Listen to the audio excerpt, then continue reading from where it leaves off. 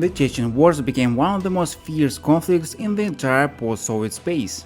And in this video I will tell you about the reasons for these wars and find out when they began. How the wars unfolded, how they began and how they ended, we will analyze in a separate video. For now, briefly, there were two Chechen Wars in the history of modern Russia. The first Chechen War began after Chechnya declared independence from Russia, and Russian armed forces invaded Chechnya in an attempt to regain control. The second Chechen War began in 1999, when Russia once again invaded Chechnya following events related to a terrorist act in Moscow. I have discussed one of the terrorist acts linked to Chechen radicals in a separate video. This one is considered one of the most terrible events in modern Russian history.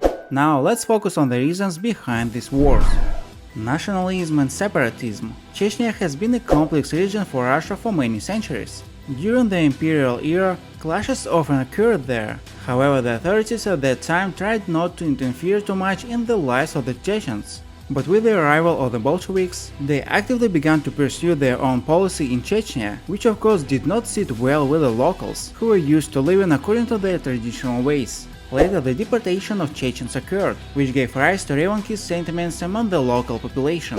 I have a separate video available with detailed information on how the deportation of Chechens took place. I recommend checking it out on my channel to have a complete picture of what happened.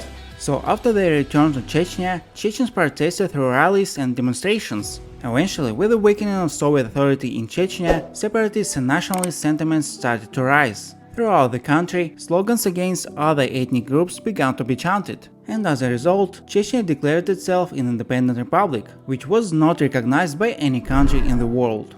Perestroika and instability. As mentioned earlier, Chechnya had seen centuries of nationalism and separatism, but for many years it was held in check by a strong central authority. It was during the period of Perestroika that various freedoms and rights were granted to all the peoples residing in the Soviet Union. This circumstance allowed the Chechens to form their own nationalist organizations and demand independence. Moreover, during the same period, a wave of sovereignty movements swept across the entire country, with Soviet republics demanding their independence. Chechnya decided not to lag behind, and even refused to participate in the referendum to preserve the union.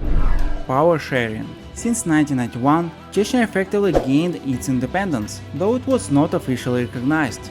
Power structures began to take shape in the region. The lone Chechen figure, Dzhokhar Dudayev, became the president of Chechnya. However, the struggle for power in Chechnya continued. In order to strengthen his absolute authority, Dudayev orchestrated a coup and effectively became a sole dictator. At the same time, opposition groups began to form within the country. Also in 1994, a civil war effectively began in Chechnya, and Russia soon became involved. In essence, the war started due to internal disagreements, rather than external interference, but it's clear that Russia had an interest in this war. Ethnic imbalance and banditry. A significant reason for the restoration of federal authority in Chechnya was the prevailing anarchy in the region, especially the ethnic cleansing of Russians that occurred throughout the 1990s. Initially, Russians began receiving threats of violence and polite requests to leave Chechnya. Soon after the establishment of the republic, beatings and robberies of Russians began. Many had their homes taken away and were thrown onto the streets. Russians were killed in broad daylight, leading to a mass exodus of non-Chechen population from the region. It's worth noting that Chechen leadership denied ethnic cleansing and claimed that Chechens had suffered no less from banditry. Another significant reason for the outbreak of war was Chechen criminality, which extended not only to Chechnya, but also to adjacent territories. Chechens kidnapped people, engaged in drug trafficking, carried out smuggling operations, and even attacked settlements.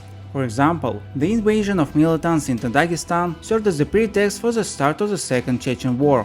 An alternative viewpoint suggests that ethnic cleansing and criminality were concocted pretexts by Russian authorities to justify the intervention of troops in Chechnya.